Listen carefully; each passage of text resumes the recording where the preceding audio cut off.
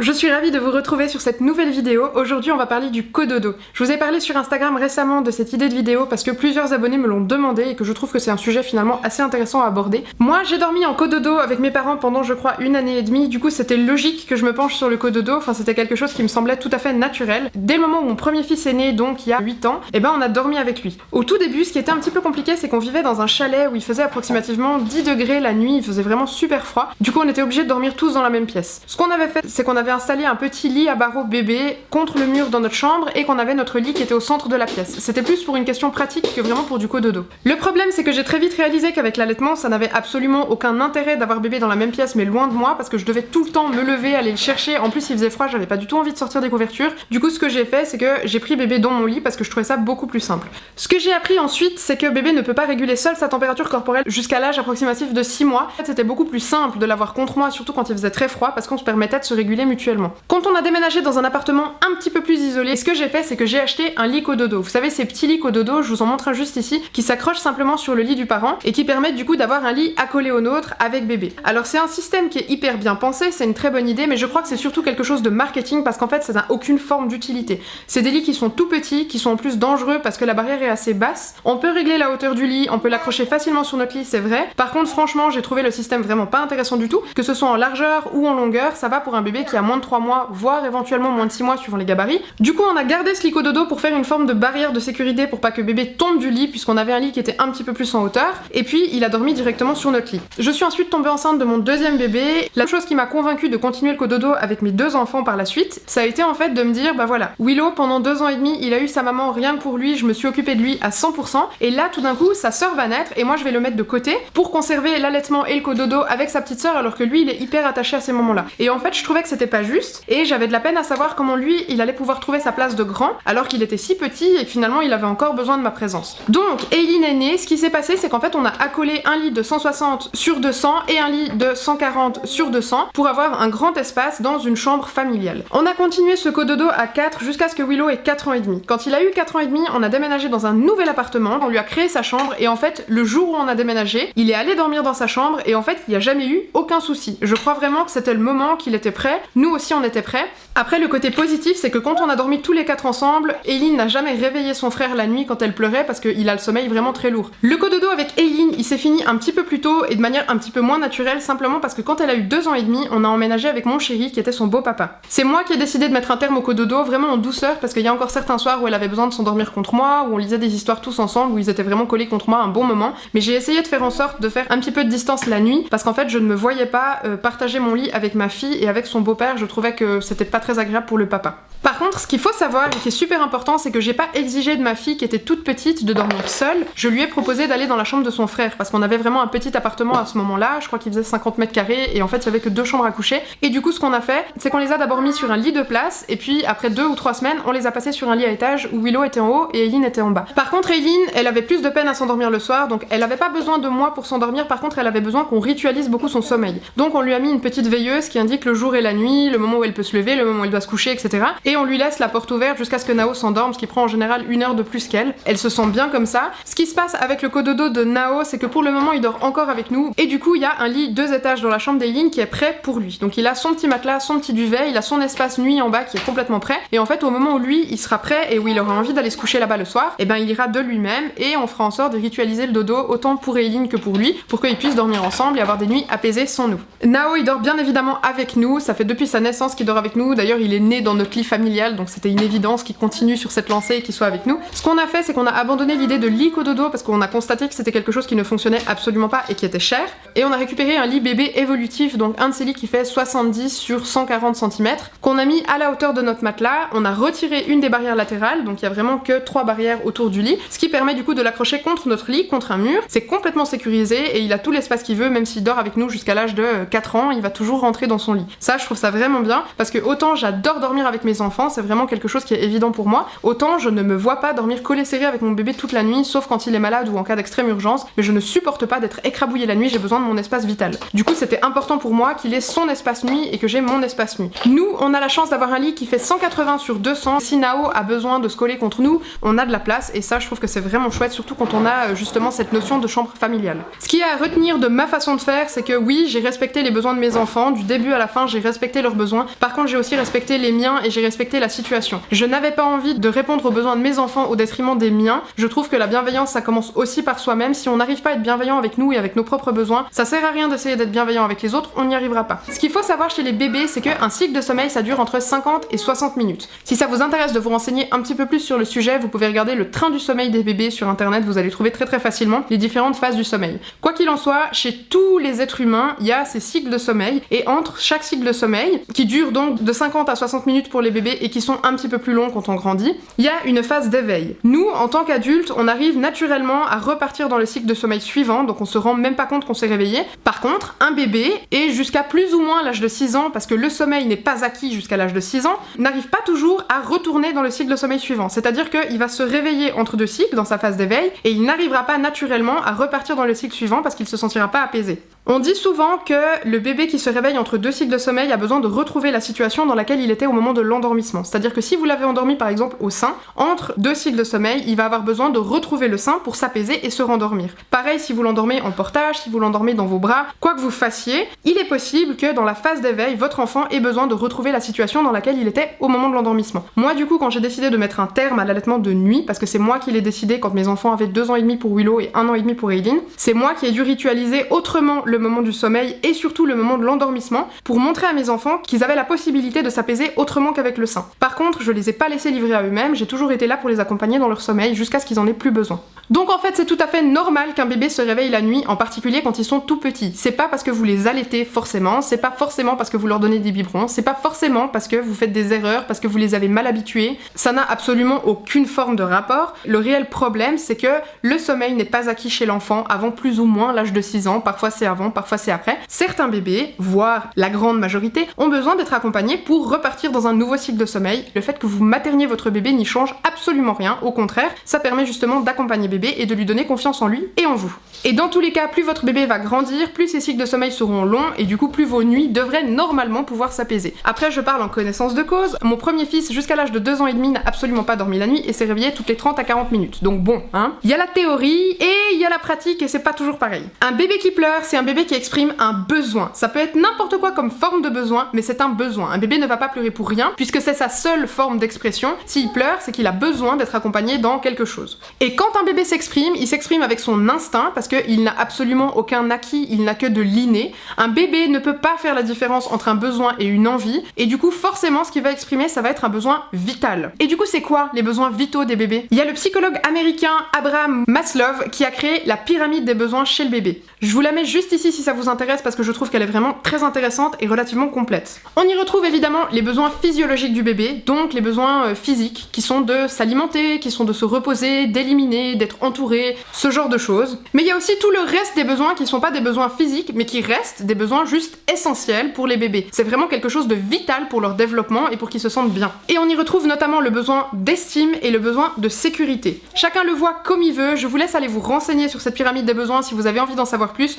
Moi, ce que j'entends à travers ça, c'est que le bébé a besoin d'être entouré, d'être accompagné et de se sentir en sécurité, donc qu'on réponde à ses besoins et qu'on réponde à ses pleurs. Il y a des pleurs de décharge, mais c'est aussi quelque chose qui ne va pas, c'est aussi quelque chose dans lequel ils ont besoin d'être accompagnés. Il n'y a pas des pleurs inutiles chez le bébé. Répondre aux besoins de son bébé, c'est juste quelque chose de naturel en fait, on devrait même pas avoir à se poser la question. Et ce qui se passe quand on laisse un bébé pleurer dans son lit et qu'on ne répond pas à ses pleurs, ou alors qu'on fait la fameuse méthode du 5-10-15, non, votre bébé ne va pas s'endormir d'apaisement après avoir réussi à se calmer tout seul, il va s'endormir d'épuisement parce qu'il aura compris qu'il ne peut pas faire confiance à ses parents parce que personne ne va répondre à son besoin, qui à ses yeux était un besoin vital, mais personne n'est là pour y répondre. Tout ce qu'on apprend à son bébé avec ce genre de méthode, c'est simplement que ça ne sert à rien d'exprimer ses besoins parce que de toute façon ils ne seront pas pris en compte. Et franchement, pour le développement intérieur, pour les relations sociales, etc., je pense franchement qu'il y a mieux que d'être livré à soi-même quand on n'est pas bien et qu'on est en train d'exprimer un inconfort. Certains pleurs sont des pleurs simplement de décharge dans lesquels ils ont simplement besoin d'être accompagnés, de pas se sentir seuls. Je sais pas vous, mais moi personnellement je suis loin d'être parfaite et du coup c'est arrivé souvent que mes bébés pleurent et que j'arrive pas à traduire quel est le problème, donc que je ne comprenne absolument pas comment les calmer. Mais j'étais près d'eux, je leur chuchotais des petites choses à l'oreille, je les câlinais, je les rassurais, je leur disais que je les aimais. Parfois, ça suffit même à les calmer parce qu'ils ont juste besoin de se sentir entourés parce qu'ils sont désécurisés.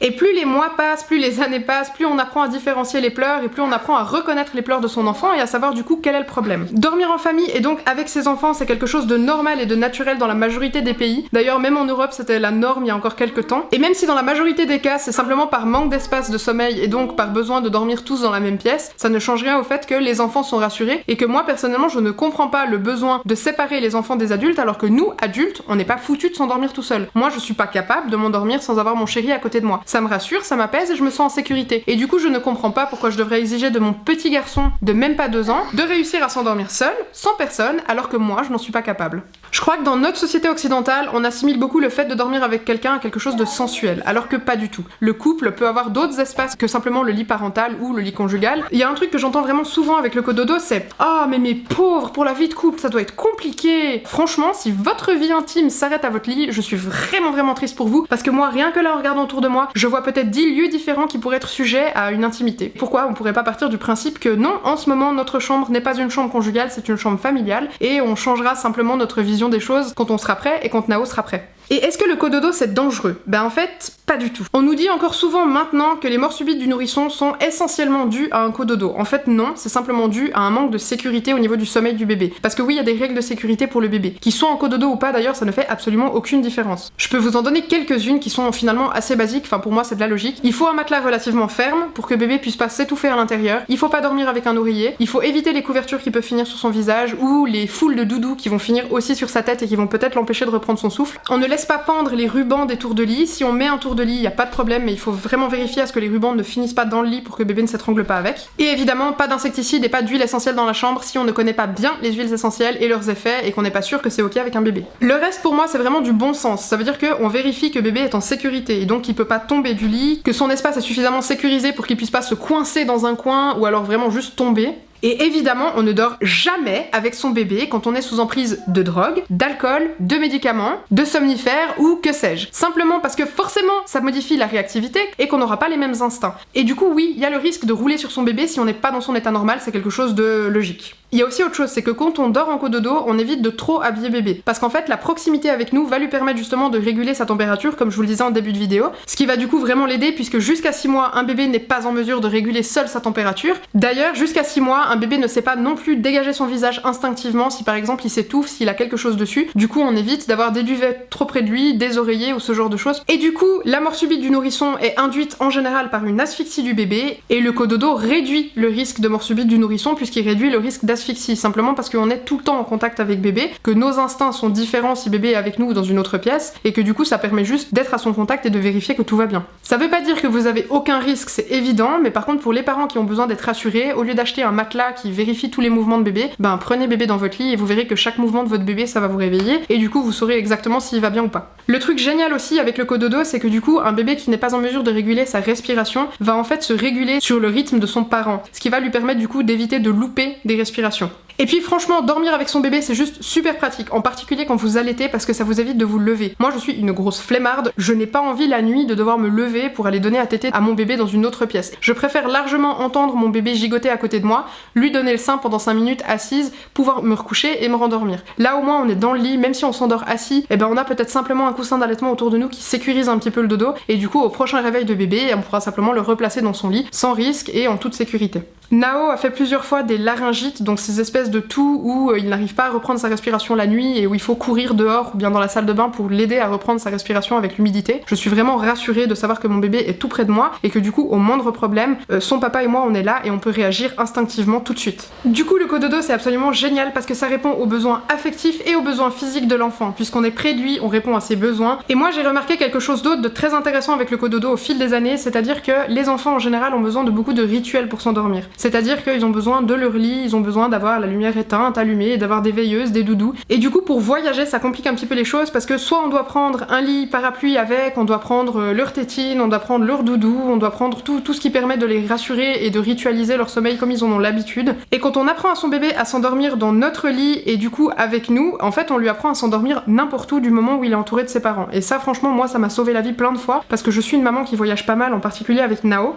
Je peux dormir n'importe où, je peux aller dans un endroit où je vais changer de lieu tous les soirs, je sais que lui ne va pas se sentir désécurisé parce que son pilier c'est moi. Franchement je trouve que c'est assez pratique quand on voyage. Du coup mes conseils pour un cododo réussi c'est de prendre non pas un lit cododo mais un lit à barreaux pour bébé normal, donc de 70 sur 140 plus ou moins, de la coller contre votre lit, de l'accrocher soit avec des équerres en métal, soit alors simplement de pousser le tout contre un mur, comme ça ça ne bouge pas, en tout cas nous notre lit ne bouge absolument pas. Vous enlevez simplement un des barreaux parce que vous n'en avez pas besoin, comme ça le bébé peut simplement venir sur votre lit ou vous vous déplacez vers lui. Ce qui est intéressant aussi c'est de mettre le matelas de bébé plus ou moins 5 cm en dessous de votre matelas pour que bébé ne roule pas inintentionnellement sur votre lit. Moi je sais que j'ai besoin de mon espace vital et que si bébé roule sur moi pendant la nuit, je ne peux plus dormir et ça m'énerve. Du coup j'ai fait en sorte d'avoir son matelas qui est 5 cm en dessous du mien, ce qui permet justement qu'il ne vienne pas sur notre matelas. Moi je n'ai absolument jamais couvert Nao la nuit parce que les gigoteuses non merci, c'est complètement contre la motricité libre, j'ai essayé mais Nao n'a pas du tout accroché. Je ne lui mets pas de couverture non plus, quoique maintenant je commence à lui en proposer une parce qu'il aime bien en réclamer. Quand il dormait collé serré contre moi, c'était simplement un body ou alors body et une paire de collants ou alors body et un petit pyjama en coton, ça suffit amplement. Nao dort toujours pieds nus, il est hyper à l'aise pieds nus même en hiver donc ça va. Dans notre chambre il fait approximativement 21 degrés, je pense que c'est la température idéale. Et du coup maintenant qu'il dort un petit peu plus éloigné de moi et qu'il dort vraiment dans son lit, il dort avec body, une paire de collants et parfois un petit pyjama en coton par-dessus. Mais du coup pas de couverture, pas d'oreiller, pas de peluche parce qu'en fait son doudou c'est moi, comme mes deux premiers, comme je les ai allaités longtemps, ils avaient pas vraiment de doudou, c'était moi leur doudou humain. Tu veux descendre? C'est caca. T'as fait caca? Non. Tu veux descendre? Non, maman. Et évidemment on fait attention à la hauteur du lit, donc du lit cododo et du lit parental, au moment où bébé commence à se retourner pour pas avoir un accident. Pour Nao on se met absolument aucune limite de temps, pour le moment on est les deux rassurés de savoir que Nao dort avec nous, on a besoin de ça. Moi quand j'ai émis l'hypothèse de préparer une chambre à Nao, Papa Ours c'était pas super chaud parce que pour le moment lui clairement il est pas prêt. Évidemment on écoute aussi les besoins de Nao, c'est-à-dire qu'au moment où il va nous montrer de l'intérêt pour aller dormir dans son lit qui est déjà prêt, il pourra tout à fait y aller, il y a rien qui l'empêche d'y aller et ça je trouve ça important, que bébé sache vraiment qu'il a la possibilité de faire autrement et qu'il est pas obligé de dormir avec nous. Le cododo et l'allaitement, ça met pas du tout le papa de côté, c'est-à-dire que jusqu'aux 9 mois de Nao, c'est surtout moi qui l'ai endormi parce qu'en fait on n'a jamais essayé de faire autrement. Par contre, depuis qu'il a 9 mois, son papa, un soir sur deux, c'est lui qui le couche, il va se mettre contre lui, il va lui faire des câlins, enfin il a vraiment un rituel qui lui est propre et que moi je trouve absolument adorable quand je vais guigner par la porte et que je les vois. Et ça me permet aussi à moi d'avoir des temps de pause et ça permet aussi à papa de s'investir et de pas se sentir complètement dépossédé de son rôle de papa simplement parce que j'allaite. Parce que ce n'est pas une excuse, un papa qui a envie de s'investir peut s'investir quelle que soit la situation, mais je pense qu'il faut qu'il ose prendre sa place. Quand j'ai accouché de Nao, Papa Ours m'a dit un truc que j'ai trouvé vraiment adorable, il m'a dit « Maintenant que je suis papa, j'ai envie de vivre ma parentalité jusqu'au bout, même si ça veut dire qu'on dort pas pendant 2 à 3 ans, c'est pas grave. » Et franchement, il tient parole parce que là, Nao a bientôt 2 ans. On fait pas un bébé comme on prend un chat c'est un animal qui est indépendant, c'est pas le cas du bébé, on n'est pas tout à fait les mêmes mammifères. Je ne comprends pas l'intérêt de faire un bébé quand après on compte pas s'en occuper et savoir que c'est un petit être qui va être complètement dépendant de nous au niveau de chacun de ses besoins. Et oui, c'est difficile d'avoir un bébé qui ne dort pas la nuit, j'en sais quelque chose parce que comme je vous le disais tout à l'heure, Willow n'a pas dormi avant ses 2 ans et demi, il se réveillait toutes les 30 à 40 minutes. Nao, il a 21 mois, il dort pas non plus la nuit, c'est-à-dire qu'il se réveille encore très régulièrement. C'est difficile de manquer de sommeil, c'est difficile parce que ça empêche de communiquer avec son conjoint, parce que ça rend irascible, parce que ça nous fait manquer de patience avec les plus grands ou simplement dans notre milieu professionnel. C'est compliqué à gérer, j'en suis tout à fait consciente. On a le droit de s'en plaindre, on a le droit de pas être bien, je crois que c'est même important d'en parler, d'évacuer pour s'autoriser à accueillir toutes ces émotions-là et à les vivre simplement. Moi je sais que d'ici 2 à 3 ans, je vais dormir comme un loir, que tout va se passer dans le meilleur des mondes et du coup je me fais aucun souci, je pense que d'ici là ça sera vraiment que des petits souvenirs dans notre vie de parents et ça sera pas quelque chose de conséquent qui nous a gâché notre vie de parents. Et vous savez quoi, franchement, si c'était aussi horrible que ça, que de faire des nuits pourries avec son enfant, j'aurais pas fait 3 enfants. Et ce qui est important aussi à préciser, c'est que non, ça vous empêche pas de passer du temps sans bébé. C'est pas parce que bébé dort dans votre lit qu'il doit dormir forcément avec vous. Moi j'endors bébé dans mon lit et ensuite je passe ma soirée avec mon chéri au salon. On n'a jamais eu Nao avec nous le soir, on a vraiment besoin de ces moments-là à deux et c'est pas parce qu'on fait du cododo qu'on s'interdit de vivre ça. D'ailleurs j'ai moi-même dormi pendant 1 an et demi avec ma maman et avec mon papa et franchement je pense que maintenant avec le recul, je suis un adulte qui est mature, qui est équilibré, qui est bien dans ses baskets et j'ai pas pris la mauvaise habitude de dormir avec ma mère puisque je vous assure qu'à 30 ans j'ai aucune envie d'aller dormir dans le même lit que ma mère, bien au contraire. Donc arrêtez d'avoir peur que votre enfant vous manipule, il n'en est absolument pas capable, son cerveau n'en est pas capable. Arrêtez de croire que vous lui donnez de mauvaises habitudes parce que la seule habitude que vous lui donnez, c'est l'habitude d'être rassuré par un adulte qui est présent et qui répond à ses besoins. Et ça franchement c'est une habitude que moi je pense que tous les bébés devraient avoir. Arrêtez de vous faire prendre la tête par des gens qui vous disent que vous ne faites pas les choses de la bonne façon. Si vous avez envie de faire du cododo, faites-le. Faites-le parce que c'est bon pour vous, parce que c'est bon pour votre bébé. Et puis voilà, c'est votre façon de vivre votre parentalité. Vous demandez pas l'avis des autres. Les autres n'ont pas besoin de juger les parents que vous êtes simplement parce qu'ils ne sont pas les parents que vous êtes. Vous êtes les seuls parents parfaits pour votre bébé et il faut vous faire confiance à vous. Du coup voilà, je ne suis absolument pas professionnelle, je suis juste une maman qui a 8 ans d'expérience en termes de cododo et en plus qui a été une petite fille cododotée et du coup ben voilà, je vous parle avec mon cœur, je vous parle avec mon expérience, je vous parle aussi avec les quelques petites recherches que j'ai fait sur internet parce que le sujet m'intéressait beaucoup déjà par le passé et j'espère que cette vidéo vous aura plu. C'est vrai qu'elle parle de cododo mais aussi du sommeil des bébés en règle générale, j'espère que ça vous aura rendu service ou alors que ça vous permettra peut-être de la partager autour de vous si vous avez des parents qui se posent des questions ou si vous voulez faire comprendre à belle maman que non, bébé n'arrêtera pas de dormir avec vous et que c'est comme ça. Du coup, je vous laisse me dire dans les commentaires si le cododo c'est quelque chose que vous pratiquez ou pas et comment ça s'est mis en place chez vous, si c'était naturel ou pas, etc. Je vous demande s'il vous plaît de me laisser un petit pouce bleu sur cette vidéo pour me faire gagner en visibilité sur YouTube et de vous abonner à ma chaîne pour ne pas louper mes prochaines vidéos. Et je vous dis à la semaine prochaine avec une nouvelle vidéo. À tout bientôt.